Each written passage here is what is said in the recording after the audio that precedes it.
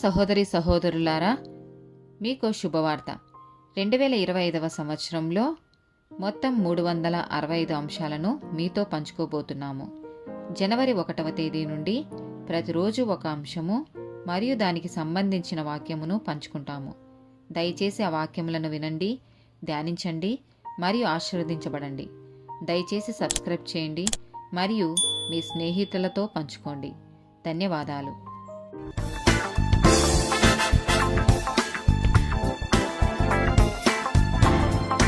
233rd day topic దేవుని వాక్యాన్ని నిర్లక్ష్యం చేయడం.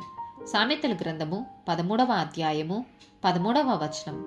ఆజ్ఞను తిరస్కరించువాడు అందువలన శిక్ష నొందును. ఆజ్ఞ విషయమై భయభక్తులు గలవాడు లాభము పొందును. మత్తయి సువార్త 7వ అధ్యాయము 26, 27 వచనాలు. మరియు ఈ నా మాటలు విని వాటి చొప్పున చెయ్యని ప్రతివాడు ఇసుక మీద తన ఇల్లు కట్టుకొనిన బుద్ధిహీనుని పోలియుండును.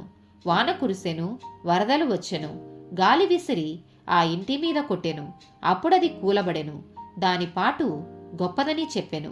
మార్కు సువార్త 7వ అధ్యాయము 9వ వచనము. మరియు ఆయన, మీరు మీ పారంపర్యాచారమును గైకొనుటకు దేవుని ఆజ్ఞను బొత్తిగా నిరాకరించుదురు. హెబ్రీలకు రాసిన పత్రిక 2వ అధ్యాయము 1వ వచనము. కావున మనము వినిన సంగతులను విడిచిపెట్టి కొట్టుకొని పోకుండునట్లు వాటి యందు మరి విశేష జాగ్రత్త కలిగి ఉండవలెను. యాకోబు రాసిన పత్రిక 1వ అధ్యాయము 22వ వచనము. మీరు వినువారు మాత్రమై ఉండి మిమ్మును మీరు మోసపుచ్చుకొనకుండా వాక్య ప్రకారము ప్రవర్తించువారునై ఉండుడి. ప్రకటన గ్రంథము 3వ అధ్యాయము 8వ వచనము.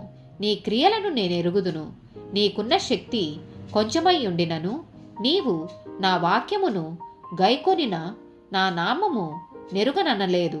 ఇదిగో తలుపు నీ ఎదుట తీసియుంచియున్నాను, దానిని ఎవడనూ వేయనేరడు. ఆమోసు గ్రంథము 8వ అధ్యాయము 11వ వచనము. రాబోవు దినముల యందు దేశములో నేను క్షామము పుట్టింతును, అది అన్నపానములు లేకపోవుట చేత కలుగు క్షామము కాక యెహోవా మాటను వినకపోవుట వలన కలుగు క్షామముగా ఉండును. ఇదే యెహోవా వాక్కు. ఆమేన్.